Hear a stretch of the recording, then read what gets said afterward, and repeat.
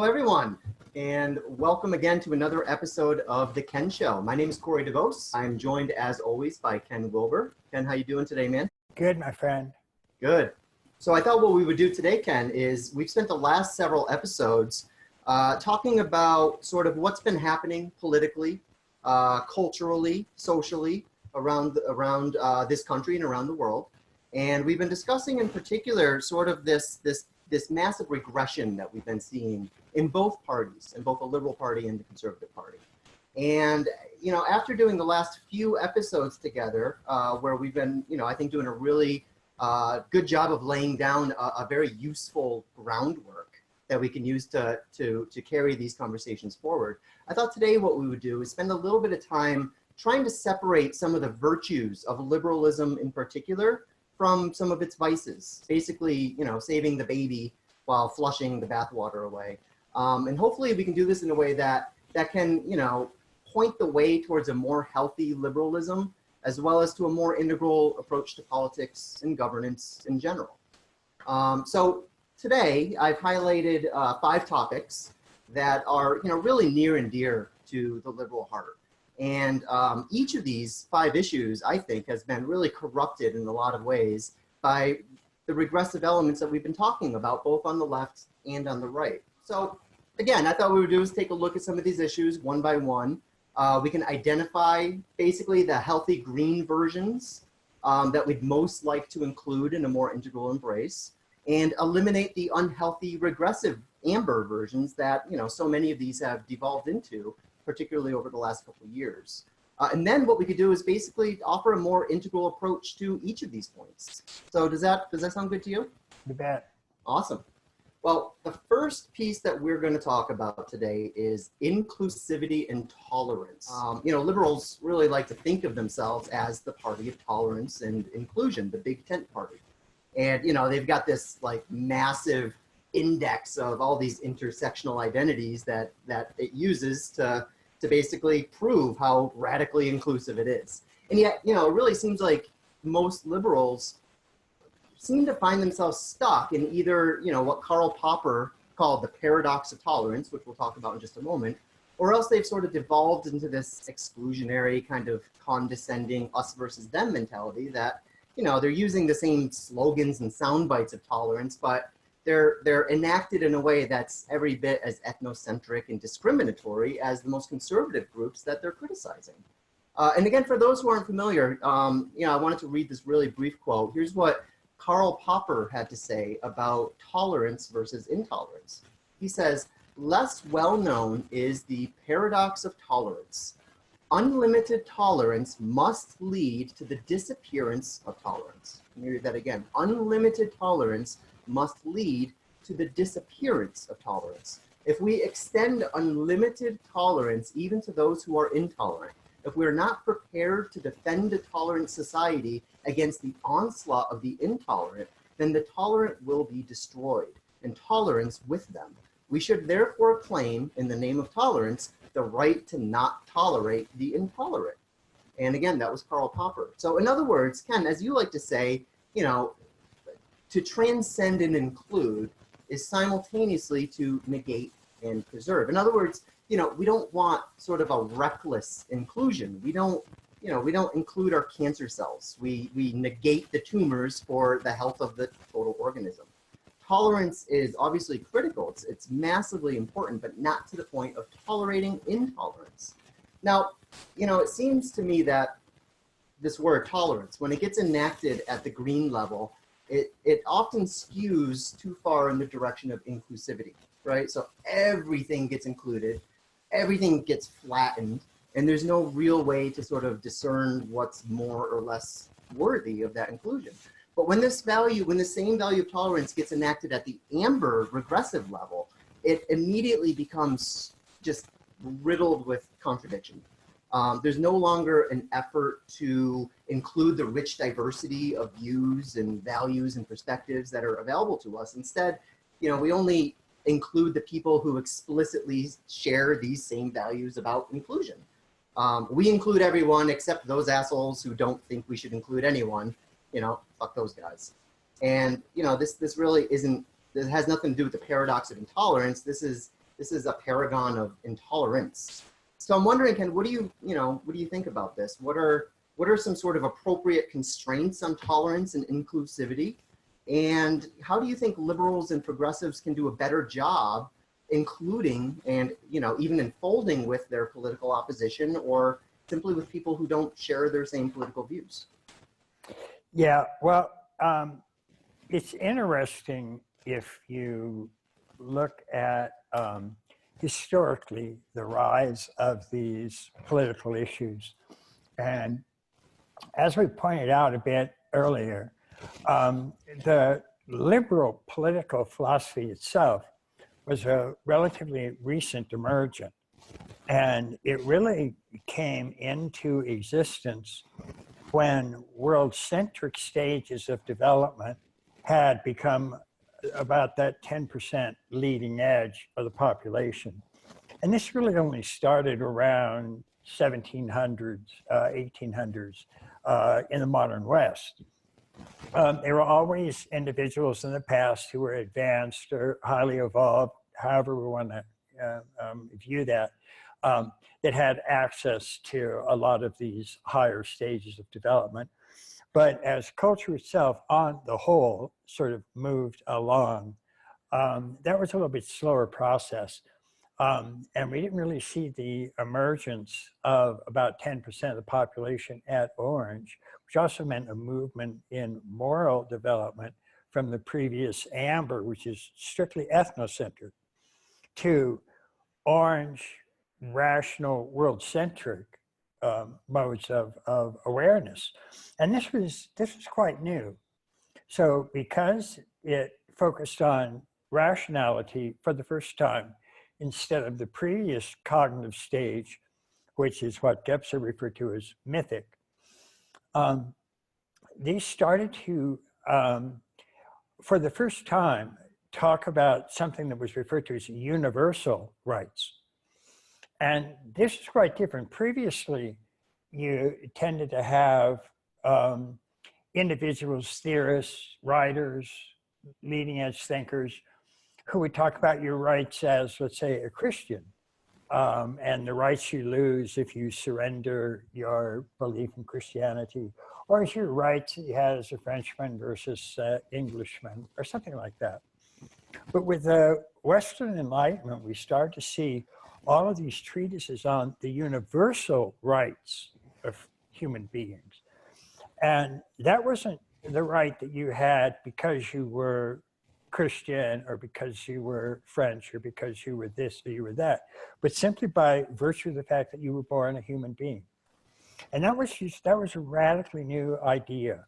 Mm-hmm. It's also the reason that it was only during that period, as those values began to kind of permeate culture, that humanity finally figured out that slavery is a rotten way to treat a human being.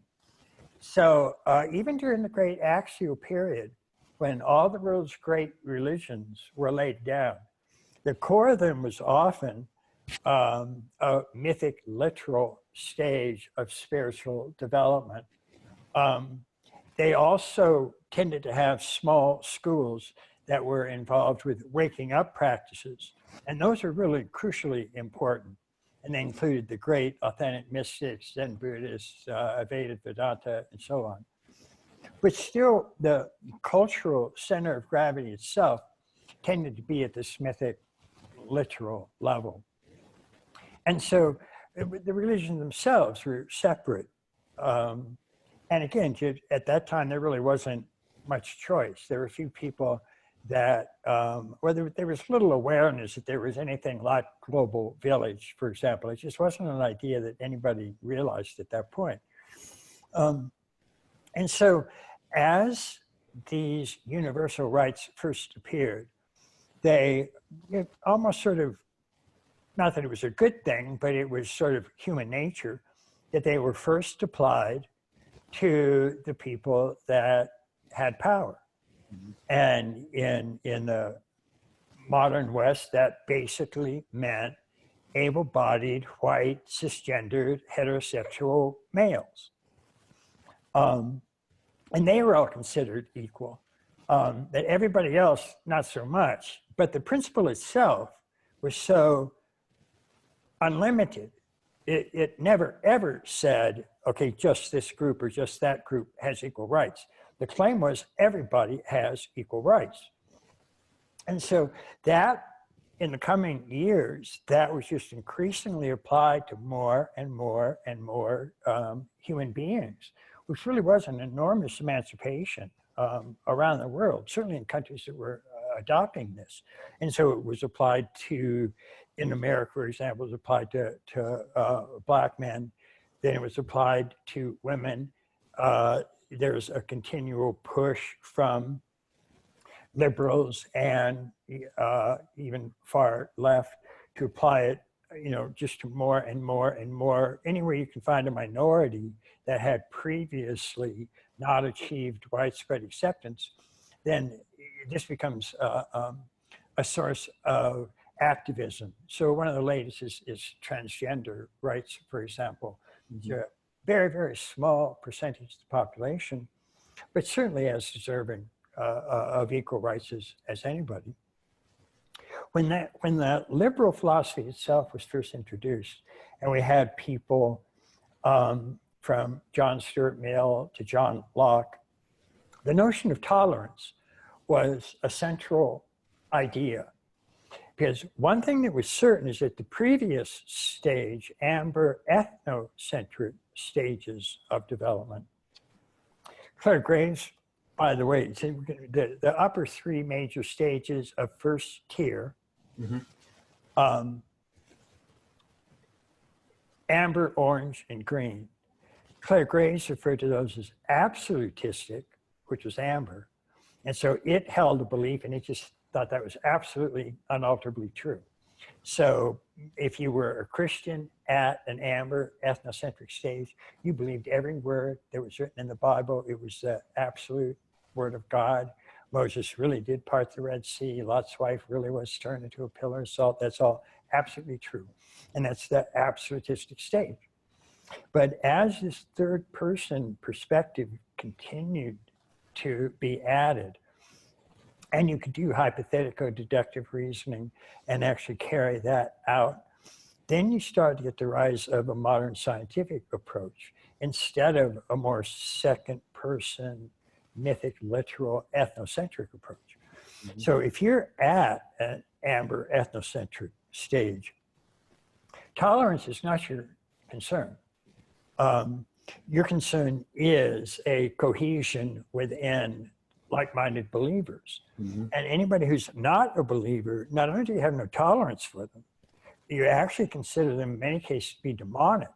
They're certainly, it's okay to attack them, even kill them, murder them. Some 300,000 witches were burned during the Middle Ages. Most of them women, by the way. But when this whole orange world-centric moral stance, technically also called post-conventional, when that started to emerge, the writers on that, one of the primary virtues that they listed was tolerance. And that orange understanding of tolerance, none of them had any trouble with saying just straightforwardly that by tolerance we mean we tolerate everybody except those who are intolerant. We don't tolerate that because it defeats the whole purpose. So that wasn't much of a Popperian paradox at that point. It's fairly straightforward. And none of them really considered it to be any sort of logical contradiction or anything like that. You first start to get the green stage emerging in any sort of significant degree during the 60s. So as I pointed out a couple times, in 1959, around 3% of the American population was at green, pluralistic. Graves actually referred to green as relativistic. And that's important because amber was absolutistic, and then Graves called orange multiplistic. And that was simply because, again, it introduced a third-person perspective, so it could start to take universal third-person viewpoints and begin to realize that there were a lot of other types of perspectives that were available. Orange still tended to think that science is the best way to find truth, but they recognized there were lots of other kinds of perspectives there, and you really had to look at those carefully. And not all of those were open to scientific verification. So you had to be really aware of that kind of situation. But by the time you get to green relativism, that bond to any sort of objective truth or confirmable value system, that was broken. Because it really was adding a kind of fourth person perspective. And that could look at all these orange, like universal sciences, for example. Orange didn't have Hindu chemistry versus Christian chemistry. It just had chemistry. Right. And so green would look at that and go, well, yeah, but wait a minute. And so green did tend to be highly reflexive of orange systems. And green also has a kind of inherently critical attitude because it's reflecting on all those things and it's just going, well, wait a minute, that doesn't really include all these multiple cultural differences. And so green would eventually be associated with terms like multiculturalism and inclusivity and diversity. One of the issues, of course, is that a real inclusivity gets greater and greater with each major stage of development. So even amber was more inclusive than the previous egocentric stages. And then multiplistic was more inclusive than amber absolutistic. And in green, at least in terms of how it could conceptually think of things, took even more perspectives than orange. The problem was that whereas green tended to differentiate orange systems, and instead of just this monolithic single universal system, everything was multicultural truths and everything was different from culture to culture. And you really couldn't make any statement that applied to all human beings. Those are now out. They're not allowed. And you would even have somebody like the entire California educational system, Berkeley, UCLA, all of them, would come out and say, quote, the claim that there's only one race, the human race, is a racist statement. So they're getting hyper sensitive to these kinds of things.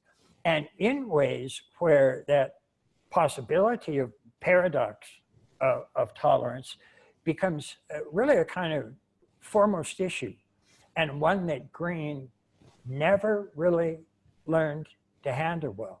And one of the major reasons, again, is that although it could differentiate all these systems, it didn't really have enough cognitive capacity to actually integrate them in a believable, accurate, and fair fashion.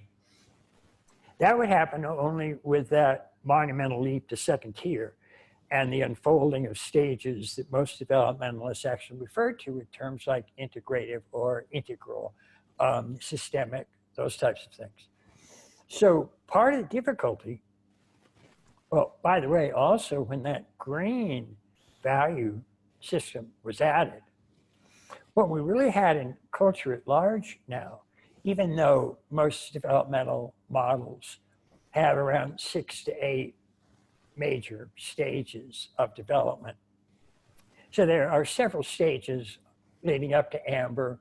Many models have 2 stages or so of amber. Some have 2 substages of orange, that kind of thing.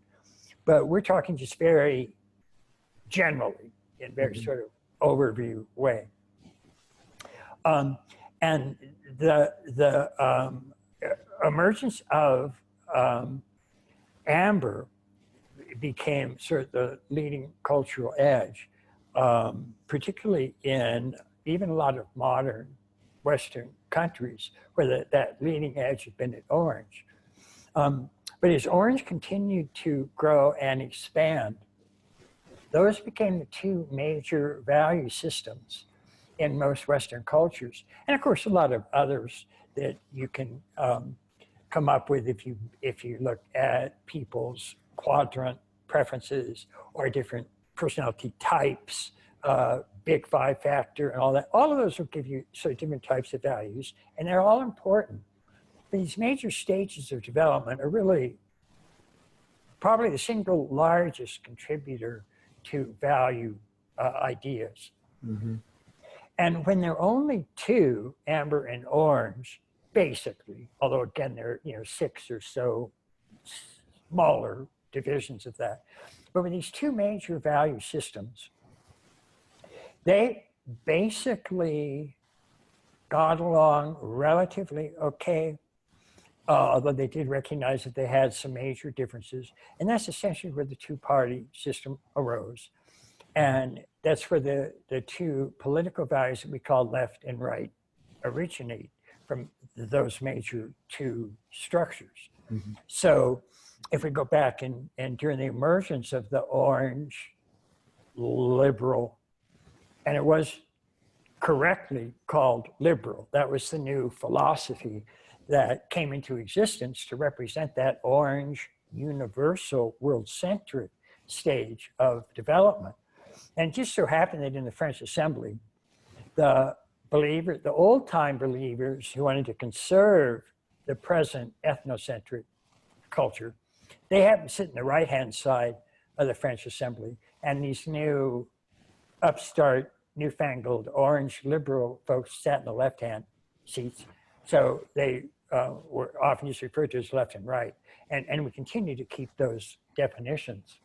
But then one of the things that happened starting in the 60s is we got the emergence of that third major value structure. And that basically threw everything into turmoil. Because now we don't just have, two sort of fairly obviously different choices. We have a third. And given that they're all first tier, all of them really basically despise each other. Yeah.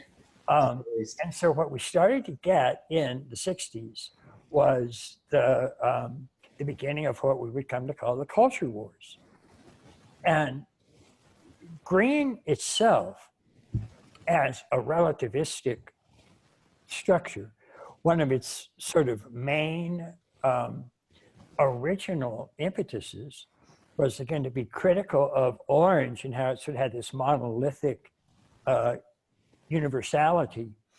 And green would start to criticize that and say, well, wait a minute, there really are multicultural truths and we have to take those into account. And the problem was it really was relativistic. So again, it really couldn't prioritize any culture or any truths for that matter. And the leading postmodern, and this is called postmodern because orange had initiated the era of modernity as opposed to the previous amber ethnocentric, which are known as traditional values. Well, as orange introduced modernity, when green came in, it really began defining itself as postmodern. And it would also, and this is sort of an important distinction, if we just look at the left and the right, and it's important right now to separate that from what we call Republican and Democrat Republican, because how those represented left and right is actually kind of shifted a bit over the years. What we call Democrats, for example, that we normally think of as left and liberal, they ended up being the party that was in favor of slavery during the Civil War.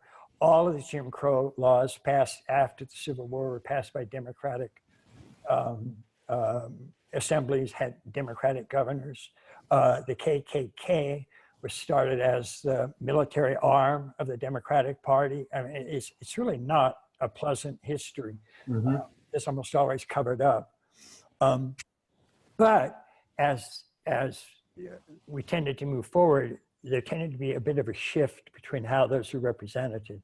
And Republicans tended, at least hardcore Republicans tended to start representing more of that ethnocentric, absolutistic, traditional state values. Yeah, which can, just briefly, which is why today the party of Lincoln are the ones that are often defending the Confederate flag, for example, and all the, you know, the statues and things like that. So well, that's right. Yeah. And what happened in the 60s, though, was that the Democrats, so let me go back now to just technically left and right. Mm-hmm. The left, which had, which was indeed the original liberal, that was faced, they're also often called progressives, because being rational and science-oriented, they accepted evolutionary theory and progression forward, whereas the right, the true conservatives, they didn't buy it. They much more still adopted a belief in the mythic religion. They held that that was what was really extremely important. They're highly patriotic, nationalistic, and so on. Whereas there's always a progressive tendency, because liberals recognized universal equality of all people, that there is also a tendency to be sort of less focused on patriotism and your own identity, and think more about a global humanity. That was sort of where your sentiments lied. Well, when Green emerged in the 60s, and by 1972, Jacques Derrida was the most frequently quoted academic writer in America, and over 10% of the population was at Green. So Green had reached a tipping point. And the Green itself referred to itself as postmodern, also often referred to itself as post-liberal, because they really, Green didn't like Orange. Well, no first tier stage likes each other. Right. So what we had with those three value systems is, we have a saying, two's company, three's crowd. Well, all of a sudden we went from two, amber and orange, to three, amber, orange, and green. And that was the beginning of the culture wars. That was a real problem. And the difficulty is that the Democrats in this case, meaning leftists, they tended, and I don't know how many of them exactly, I'll just say half, 50%, half of them bumped up to green because they were progressives and they were moving forward. And the old time liberals, old time leftists, stayed at orange. Mm-hmm. But then the traditional conservatives that were anchored at amber ethnocentric, they also bumped up a stage into orange liberal values. Mm-hmm. And so sort of strangely, it's sort of odd bedfellows, that this new kind of right orientation was now advancing liberal values. These people became the ones that would vocally support something like free speech. Whereas the new left, the Green Democrats, they don't like free speech that much. They're fine with controlling it even. 40% of millennials say they have no problem with the government controlling speech. So we really have this tension now in both parties. In the liberal Democratic Party, we have the old liberals that have really been pushed to the background. And then we have the new left, which is green and multicultural, and its most commonly mentioned values are inclusivity and diversity. And they're not really, they really have pushed their sort of older Democrats aside. Although you see them go back and forth and back and forth, and particularly when it comes to presidential politics. Al Gore went back and forth daily. He'd come out one day and he'd go there, and then he'd come out the next day and say just the opposite and go orange, and then he'd go green. Hillary had a hard time. She finally settled on green. A bit of a mistake. But yeah, there was that divide between Bernie and Hillary, where I think this fault line really, I mean, it became obvious. And we still have it today with Alexandria Ocasio-Cortez versus the rest of the democratic sort of neoliberal establishment. That's right.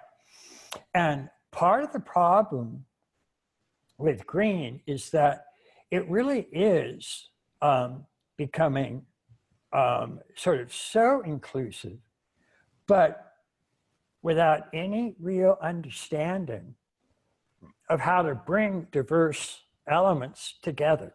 Right. And one of the major problems, as just a simple example, is this green value itself. And I'll also contrast it by saying that if you go back to original orange liberal, because it was a move from ethnocentric, or just some groups have rights and values and so on, to world-centric, where there's an explicit drive to treat all people fairly, regardless of race, color, sex, or creed. That's original liberal. And that's particularly the demand that there's absolutely equal opportunity for every race, color, sex, or creed in the society. And it really does mean, I sometimes use the example, it's like if you're running a 100-meter dash in the Olympics, equal opportunity means everybody who's qualified to run that race gets to run that race. Nobody's excluded because of their race or sex or gender or creed, or religious belief, none of that. Anybody who's qualified to run the race gets to run the race. That's equal opportunity. And that was what orange liberal approaches brought. That's what tended to be instituted in representative democracies. And it was a major, major step forward. Well, among other things, it was almost solely responsible for humanity actually getting rid of slavery. So even back into the rise of the great religions, every single one of them had slavery. None of them objected. Buddhist monasteries had slaves. Christian monasteries had slaves. My favorite one was St. Paul's admonition to slaves to quote, "Obey your master and love Jesus Christ." It's like, really? That's your best Christian advice? But all of a sudden, by the time you get to the rise of modernity with orange, rational, Western Enlightenment, in about a 100-year period from 1770 to 1870, slavery was outlawed in every single rational industrial country on the face of the planet. Nothing like that ever happened. And so that equal opportunity was an absolutely central foundation of the rise of modern representative democracies, and a great movement for equality across the board. Now, what happens when we get to green is that there's still that drive to be inclusive, but it's getting again more and more intense. And the problem is it's run right up to the top of first tier. So really, again, it can differentiate all of those, but it can't yet integrate them and make the leap to second tier. And so it just gets very, very, very intense in demanding equality. And here in particular, the demand isn't just for equal opportunity, because you can still have everybody have equal opportunity, but if some people have any sort of intrinsic advantage for whatever reason, it could be biological, it could just be their interest. Maybe some groups just aren't interested in doing mathematics or in learning how to play a grand piano or something like that. And so they end up being disproportionately represented in those professions. All of that disturbed green. And what green wanted is what's often called equal outcome. So in the 100-meter Olympic dash, green doesn't just want everybody to start at the same time. They want everybody to finish the race at the same time, everybody. So if you have a profession, and we'll be talking about sex and gender later, but if you have a profession where, say, 70% of the profession is male and 30% female, then that categorically means oppression for green. And it really won't accept any other explanation. And that becomes a staggeringly huge problem. And that is indeed a type of performative contradiction that does get involved in Popper's paradox. Because in essence, what you're saying is that all value systems are absolutely the same. There's no difference in value systems, except my value system that says that, that's the one correct one. Right. All the others are actually wrong. You say, wait a minute, you just said that none of them are better than the others. Well, forget that. So that just wasn't addressed, and that became a real issue. Because even as Green started to demand equality and say it really valued inclusivity, it was really focused on identity politics and really tracking which groups are achieving equality and which ones aren't. Mm-hmm. So all of a sudden, identity politics becomes a fundamental way that you organize how you're looking at a culture. And since just historically, human beings being human beings, there was a long, long progression from where we started about 500,000 years ago, which was the only number of people that you really accepted were the number of people that were in your tribe. Right. And you were all related by kinship ties. You knew exactly where you were related because you fit with each other because you're all related to each other.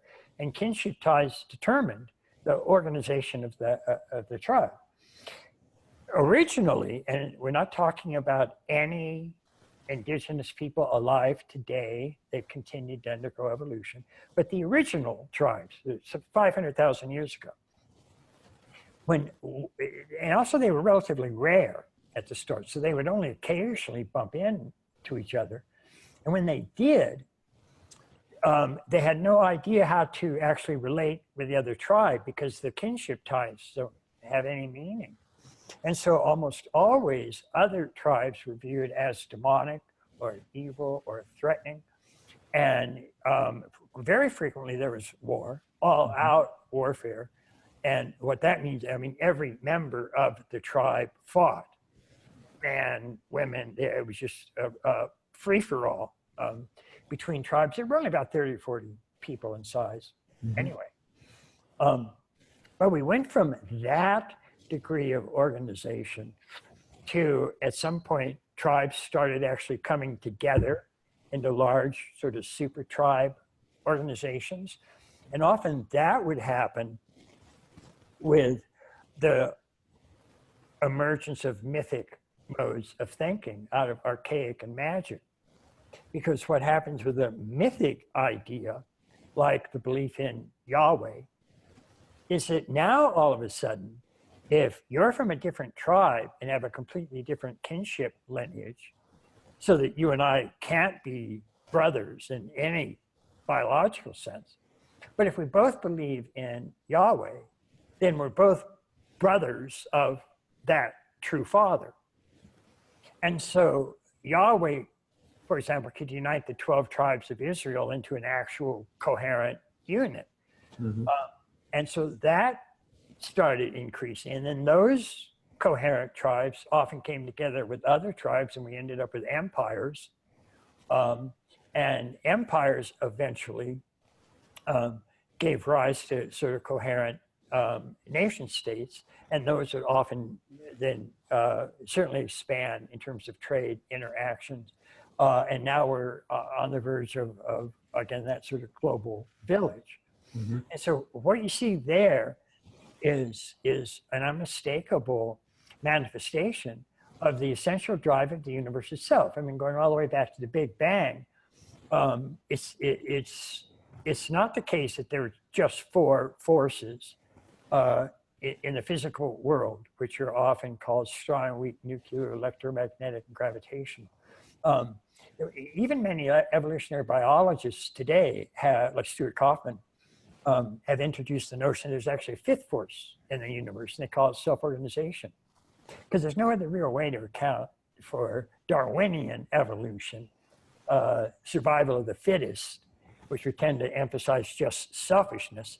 But there's some other sort of drive happening there that actually draws people together into larger and larger and larger units.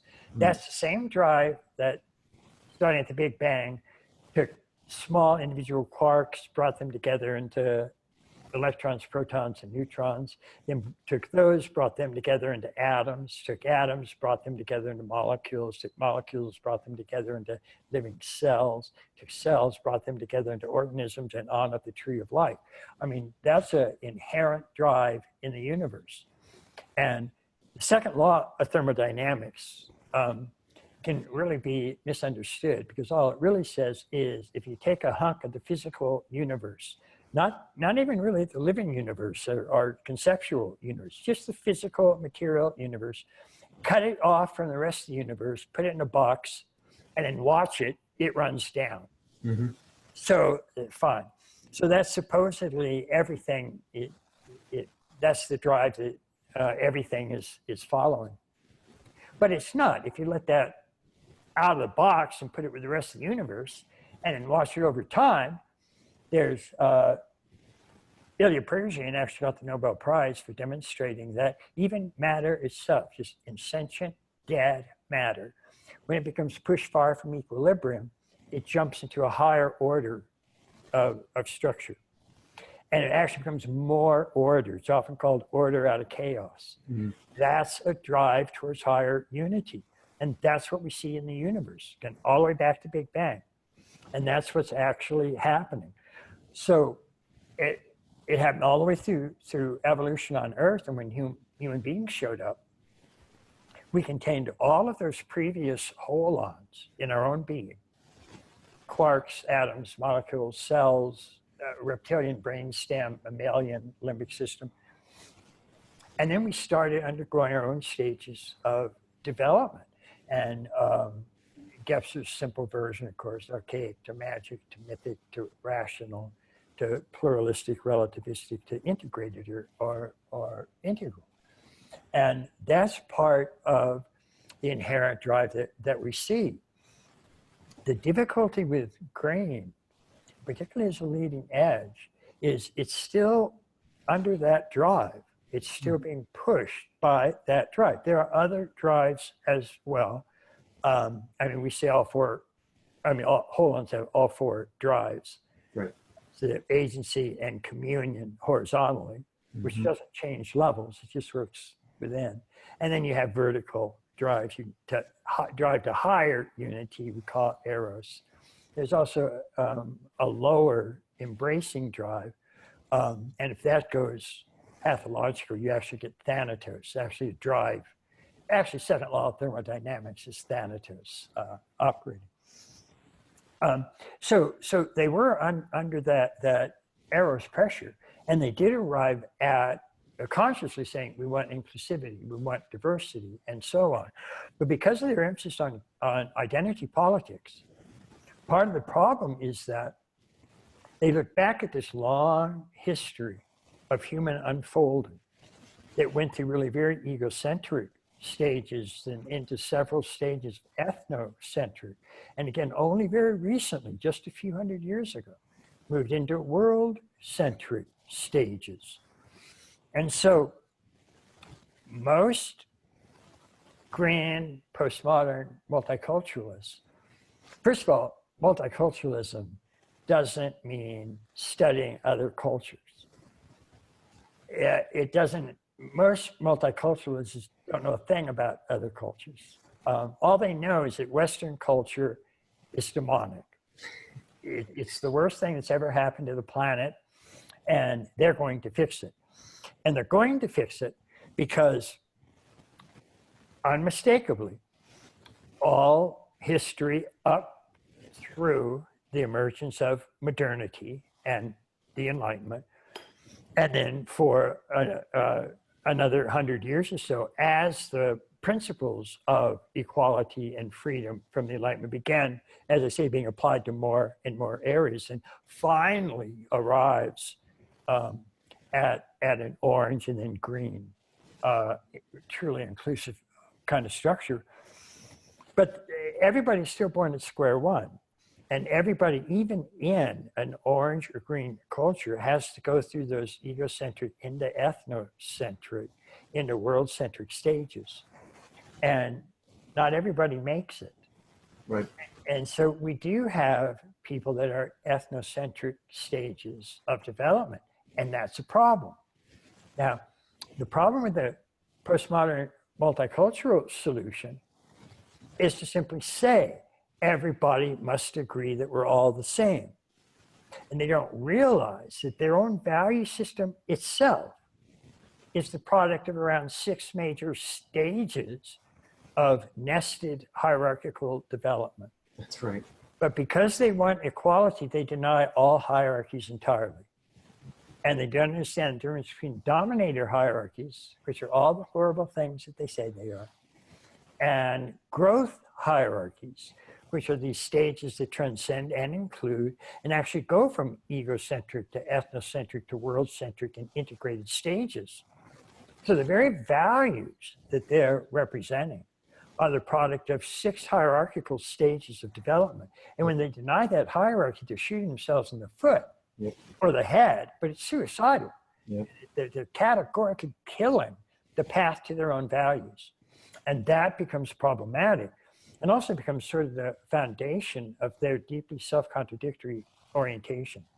So they're maintaining that all values, all groups are the same, but because they think that there's all these bad and problematic, oppressed people out there, misdiagnosing the cause of that, they simply pick the one group that they think are the great oppressors.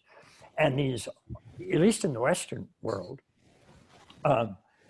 do involve, and we'll talk about this later, but it's not white privilege, it's majority privilege, which is exactly the same privilege every other culture around the world instills.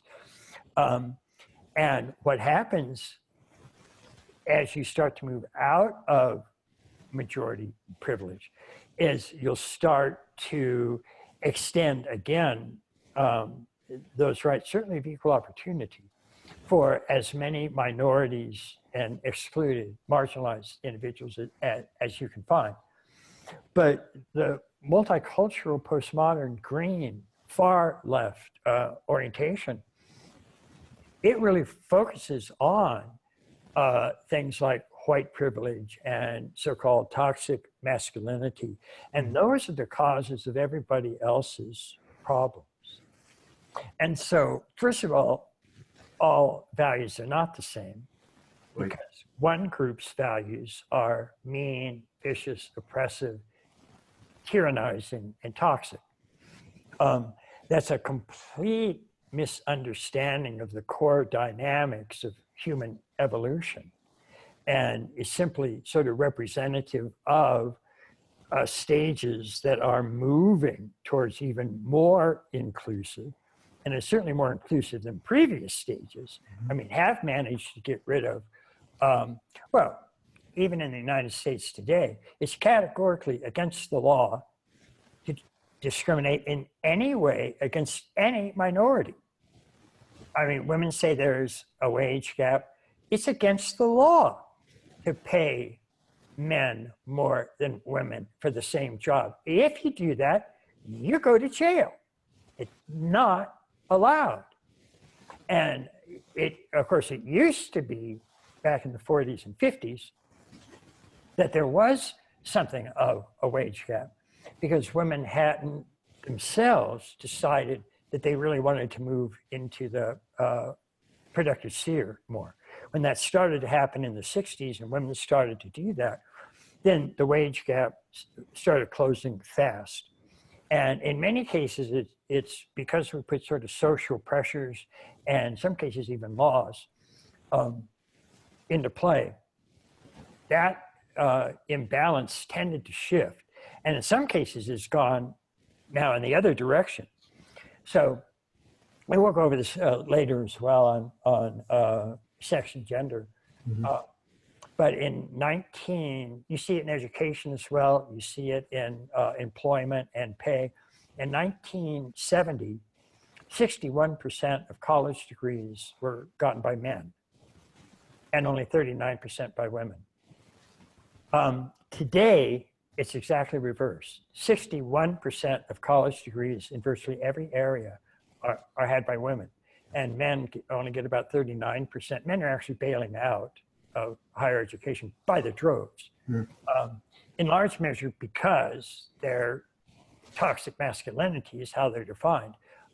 It's not a really welcome atmosphere, particularly for young men in their 20s. And so that's a real issue. The wage gap, 3 years ago, Time magazine, working with a lot of sophisticated polling organizations, looked at 150 of the largest cities in the country and looked at specific job comparisons, the actual work, compared the actual work among men and women. And they did find a wage gap. Women got paid about 108% more than men across the board. In some cities, it was more like 20% advantage that women were getting paid. So that's also kind of flipped. So we have to be really, really careful about how we use theories, in some cases like feminism, that arose in the 60s when there were still a lot more of those kinds of imbalances. But culture still has this drive of errors, this drive to be more and more genuinely unifying and inclusive. And so we set in motion items that would address that. And in many cases, those have been addressed. So it becomes a problem if we're still echoing statements that may have been true 50 years ago, but are just categorically not that true now. So we really have to be careful about that. And you don't hear, by the way, feminists worrying about men only getting 39% of college degrees. There's no complaint about that. And so as long as women just continue to get more than men, they're happy. So we really have to adjust how we're looking at these things. What happens when you, in terms of tolerance, when you get to second tier, is, among other things, second tier is looking at items in a much broader perspective. So they're including areas, aspects, and dimensions that tend to be missed by first tier. And one of the things the second tier takes into account are interior stages of development. So one of the first things that second tier will do when it looks at marginalization and oppressive forces is it won't say just what are the lower right social structural factors that might be contributing to that, but they'll look at the left-hand quadrants and say, okay, what stage of development are we at?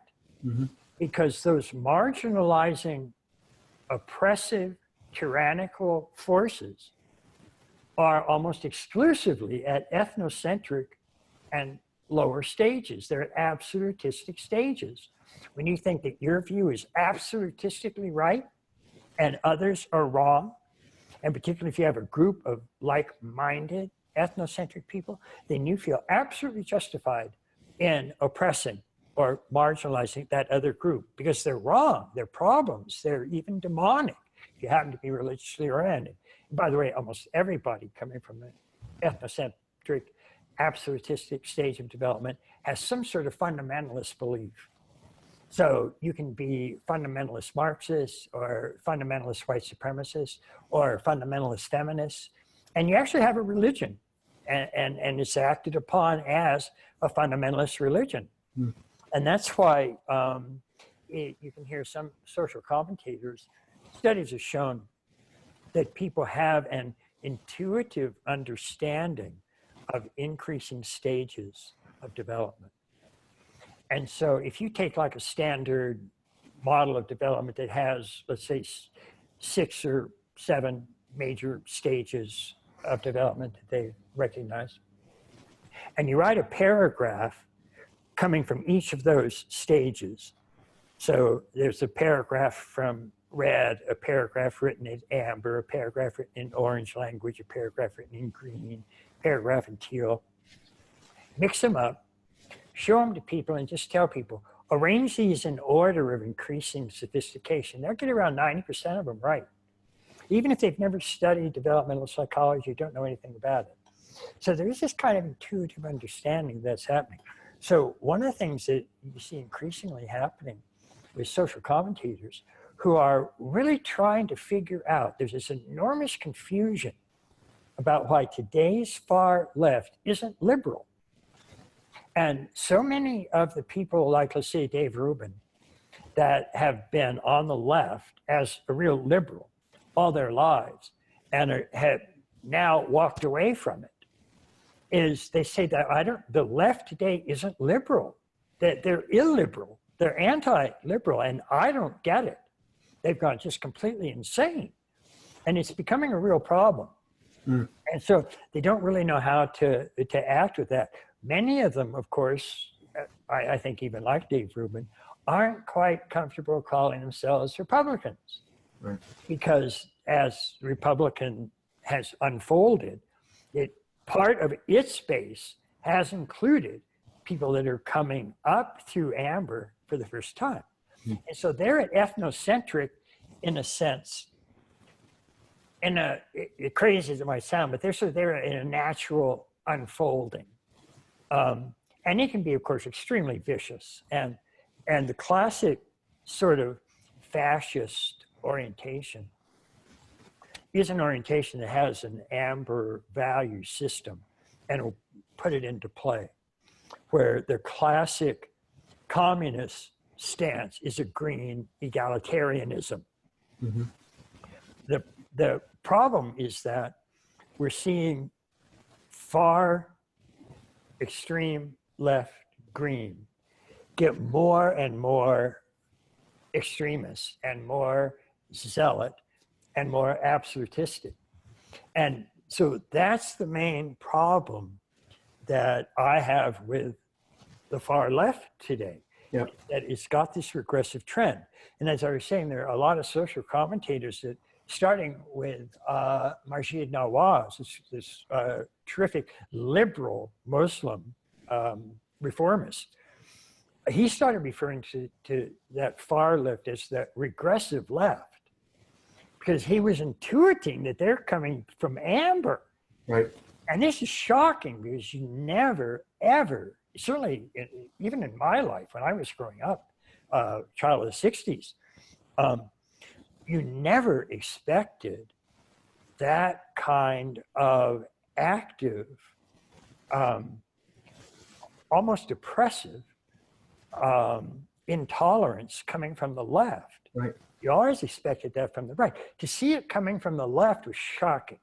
And that's what's happened to so many of the people, from Jordan Peterson to Dave Rubin, really focusing their criticism on the left. Mm-hmm. Even though the classic fascist, real white supremacists are the pure ethnocentric amber. No doubt about it. We'll talk a little bit, I think when we get to violence, maybe, mm-hmm. On how that, if you just say sort of flat out, which is worse in terms of likelihood of oppression or violence or murderous aggression. Just straightforwardly, healthy green versus natural amber, no question, amber, no question, supremacist, fascist, that's bad. Mm-hmm. The problem historically is that we got a lot of green, egalitarian, philosophical ideas come along, were applied politically, and got a regression to amber. And historically, that, which turns out to be communist organizations have killed about 10 times more people than fascists. Right. It's horrifying. Yep. But what happens with an integral tolerance is we say, okay, we not only need behavior that's tolerant and truly inclusive, but we need ways to help get people up to values that they themselves will be inclusive.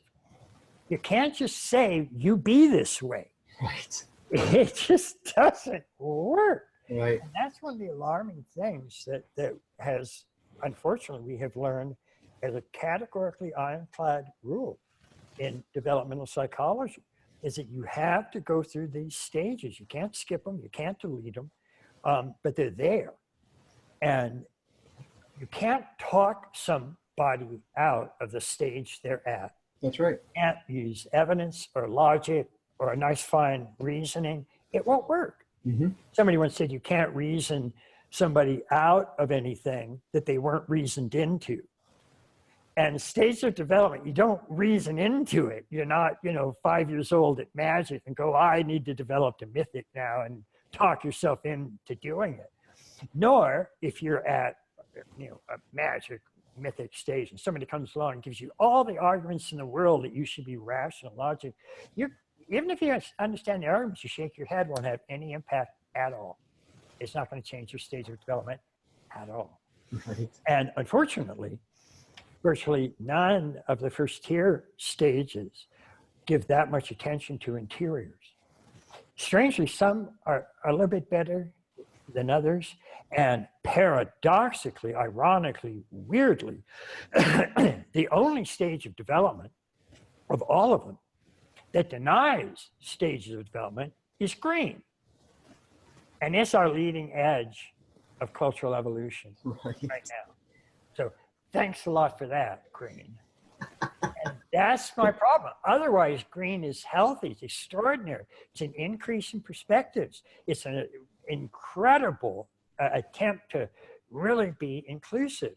But because it doesn't have enough integrative components available, it crashes, this relativism crashes into a fragmented retribalization tendency if it goes extreme.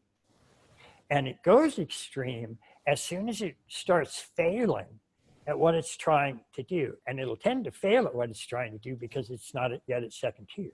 Right. So that's the main problem. And what that's one of the reasons that we've seen more polarization than literally at any time in history. And there have actually been specific, almost empirically scientific studies on the amount of polarization in the United States from the very beginning all the way up to today. And, it goes like this and goes like this, and today it's like that. It's horrifying. Right. And it really is a retribalization. It's group identity politics regressed back to an amber absolutistic stance. And that's really becoming pretty nightmarish, actually. Yeah. Yeah, well said, Ken. It feels to me like there's almost a new paradox of tolerance that the green altitude in particular is struggling with, which is, look, there's a lot in today's world. There is a lot of intolerance being emboldened today in a way that we haven't seen in decades. Yeah. And a lot of liberals, a lot of progressives, particularly at the green altitude, are feeling, justifiably so, they're feeling outrage at this sort of resurgence of intolerance. But for example, this past week, Representative Steve King said something along the line, I'm paraphrasing here, said something along the lines of, why is it that phrases like white nationalism and white supremacism are suddenly bad words? And it's like, dude, these have always been bad words. At least in terms of modern history, these have always been bad words. So the left has plenty of genuine intolerance that they're trying to push off of. The paradox they're falling into is that it's making them become genuinely intolerant themselves. That's right. They don't have a sense of developmental diversity. Right. Yeah. And that gives us the regressive left. That's right. And so I think it is important that we distinguish between liberal which technically means that orange, rational, equal opportunity type of equality, and realize that green, far left today isn't liberal, almost by their own accounts. And that's what, again, one of the most amounts of confusion that I notice as I listen to all these people talking about it. Because, I mean, everybody from Ben Richards to Dave Rubin, Jordan Peterson will say, I'm not talking, when I say left, I don't mean liberal. I mean just progressive or left, or they'll come up with other terms. So I think it's important to make that distinction. Yeah. So I tend to call a green left political orientation either green left or progressive. It seems to be fine, but not liberal, because that really is, liberal is turning out to be one of three value systems. And it's odd because the whole point about the way healthy development is supposed to go is transcend and include. So when green emerged, it can transcend equal opportunity and bring in a little bit of equal outcome. And I'll give a brief explanation of that in a minute. But it didn't do that. It got so upset with not having equal outcome that it wants to just take away equal opportunity. It wants to take away liberal orientations. And so it will restrict speech if it hurts somebody's feelings. They don't mind at all doing that. The focus is no longer on anything like an individual liberty. It's group liberty and group identity, and that's it. And that's nightmarish. Now, the way they got that and the way equal outcome has a little bit of important part to play. And I know a lot of liberals, and including the people like Jordan Peterson and Dave Rubin and so on, categorically will say that equal outcome per se is just bad. And all you want is equal opportunity. But here's where equal outcome has a role to play. And that is, we've already acknowledged that not only historically, but in today's world, everybody's born at square one. And so the simplified stages that we're using, they'll go from egocentric stages into ethnocentric stages, and then into world-centric stages.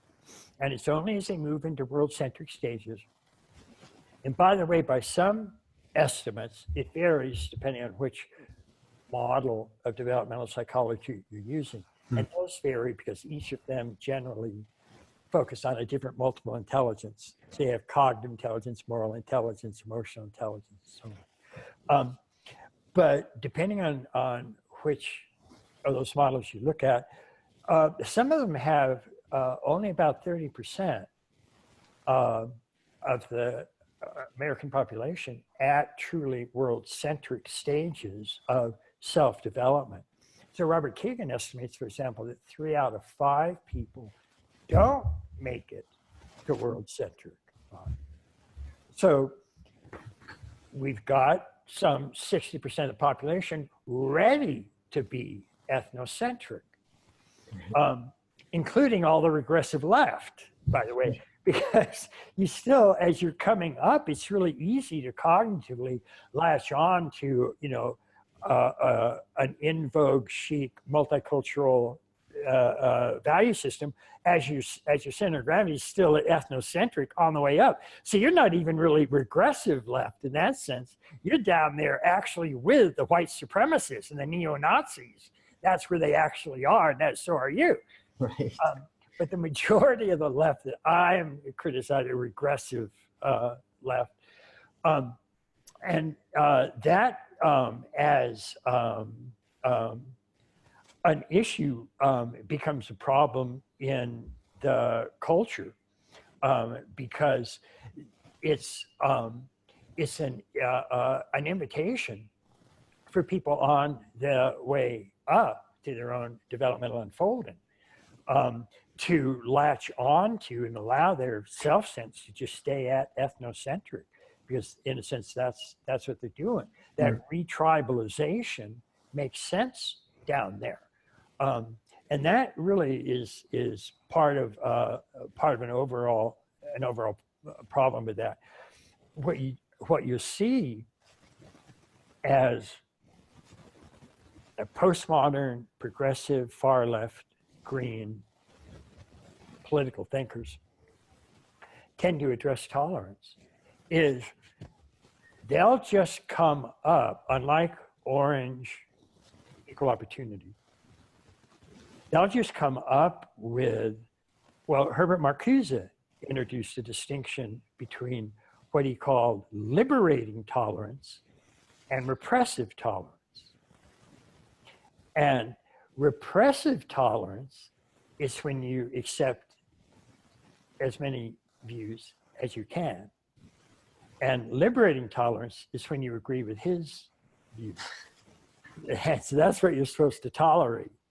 And that's just a classic way that ends up happening. Yeah. What I was going to say about equal outcome is that we do have people coming up, and there is this tendency to ethnocentric prejudice and bigotry, unfortunately. Humans have to grow out of that. And of all the minorities, dozens and dozens of what can be considered minorities, ethnic differences, and even people that, are now one of 300 genders, which we'll talk about. Sure. But the two that you can tell just immediately when you meet somebody is whether they're black or white, and whether they're man or woman. Mm-hmm. So those two differences become major ones that an ethnocentric orientation will latch onto. Right. And that's just, again, it's kind of a natural stage that we have to go through. But those in particular, it's like if you meet somebody that, let's say is a white person, but they might be speaking, something Polish, or they might be speaking Hungarian, or they might be speaking Brazilian, or something like that. You really can't tell what ethnic they're. All you know is that they're sort of talking different. But if they're talking English, even with an accent, you can still sort of relate to them. And there's no immediate obvious prejudice that you can bring into play, except, well, they're foreigners, if you want to do it that way. But somebody's black or white in this country, or male or female, you know it immediately. And it's a very, very easy way to really group all of those types together, all of them. I mean, if you're a man who's having trouble with women, all women, it's not hard to figure out who they are. Mm-hmm. And if you're a white guy has trouble with black folks, or vice versa, black person has trouble with white, you don't have any trouble spotting them. Yep. Clear. And so that has really, and because everybody's coming up to those stages, those two in particular, which are called racism and sexism, those have really been kept alive because those are real issues that are really there. And the problem is you have to really be careful if you're just condemning everybody for doing that, or whether you're acknowledging there are world-centric and integral stages of development that don't do that. Not only are integral stages not doing it, they're actually thinking of ways that can overcome that. There are ways that actually work. But otherwise, you're going to tend to exaggerate the amount of ethnocentric oppression that there is in this country. So, as just a quick example, and I did not mean to pick on this particular group or organization. I could pick on any of them, and I'm sure we will at some point. Black Lives Matter started because of violence, police violence on unarmed black people. Now that's a tragedy by any perspective. But in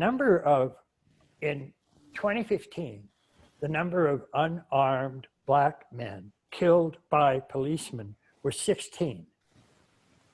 16. So there's some 13% of the population in this country are black, so that's over 30 million.